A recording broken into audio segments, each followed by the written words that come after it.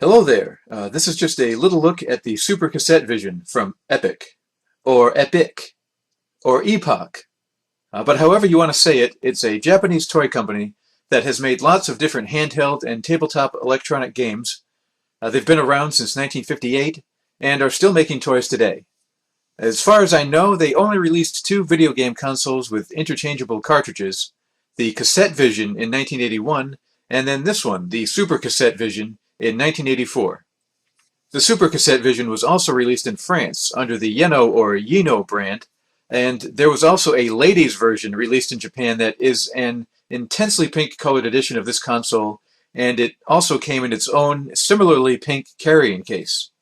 But as you can see, the normal edition comes in a normal-looking box. There's a lot of what I'm sure are very exciting things written on it. Two things that are prominently displayed are the fact that it supports 128 sprites, which is quite a large amount for that time period, and it also promotes its RGB output, which I unfortunately have no way of testing, but it would probably look really great. On the back here, it again mentions the RGB output. There's some other info, and you can see what the controllers look like. When we open the box, a little flap on the front here, they again let you know that it's got an RGB output and has 128 sprites. So anyway, here is the console. And here's other stuff. You got the power adapter, the cable to go to the switch box, and of course the switch box itself. I don't bother using the switch box though. I just use an adapter and plug right into the RF input on my TV. This isn't a very large console. Let's do a little comparison here. It's a little bit smaller than a Model 1 Genesis or Mega Drive. It's about an inch shorter in width, half an inch in depth, and height-wise, they're pretty much the same. This is just a little bit shorter. It's a pretty nice-looking console. You got a little vent here on the left side.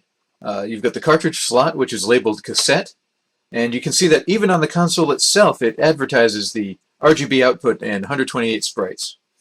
On the right side, there's the power switch, reset and pause buttons, and a numeric keypad. On the back, you've got the place to plug in your AC adapter, the RGB output, the RF output, and a switch to choose between the RGB out or channel 1 or 2 on the RF signal. Being from Japan, this is an NTSC system and works on my standard North American TV, but in order to see a picture, I have to set the TV's RF input to cable and put it on either channel 95 or 96, depending on if I'm using channel 1 or 2 on the console. On the bottom, there's some holes where you can use a small screwdriver to adjust things, though I just leave well enough alone, but they're labeled channel 1 and 2, sound, video, and VDD. I don't know what that last one is. So, let's take a look at the cartridges. Here's Astro Wars. It comes in a box which opens up like so. And here's the cart. And underneath that is the little manual here. Size-wise, these are in the ballpark of Atari 8-bit carts. Here's an Atari XE cart.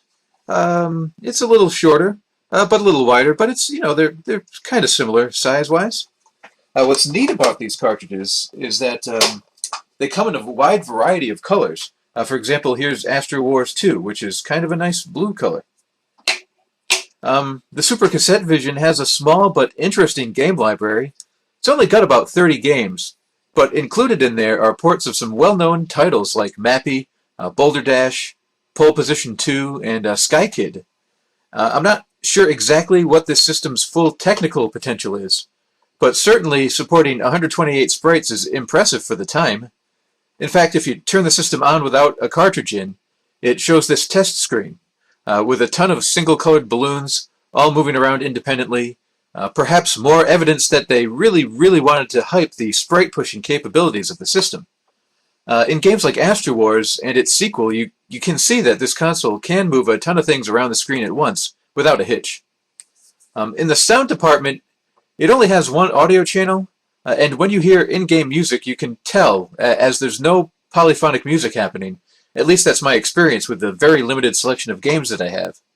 That said, and not to bring up Astro Wars again, but with that game you can hear that it is capable of some pretty varied and interesting sound effects.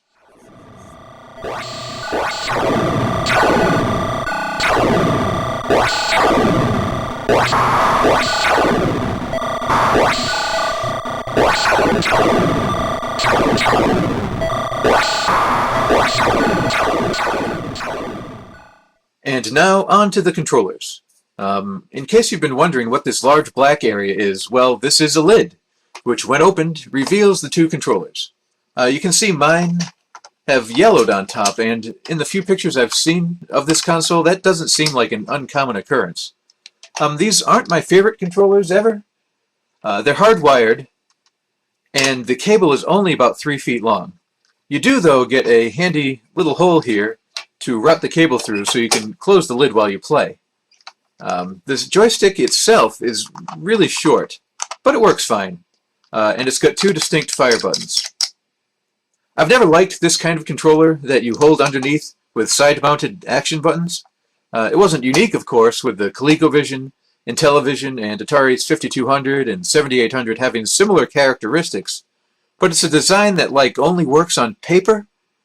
I mean, they're comfortable to hold, and look, your hand lines right up to the buttons, but in practice, this type of design is pretty uncomfortable over long periods of use. But the Super Cassette Vision's controllers aren't actually that bad to use. The small size makes it easy to hold and control. It doesn't move around in your hand much, and it doesn't seem to tire my wrist out that bad. It's still not great, but it's okay. And I guess that's pretty much all I have. It's a pretty neat little system. I'd like to get more games for it someday, especially some of those well-known ones I mentioned before. It would be really fun to see how they play on this machine. But yeah, the epic Super Cassette Vision. A game console.